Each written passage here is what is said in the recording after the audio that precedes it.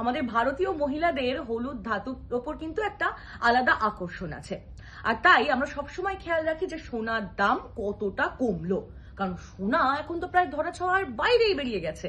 কিন্তু আপনাদের একটা ভালো খবর দিই, সোনার দাম কিন্তু কমছে।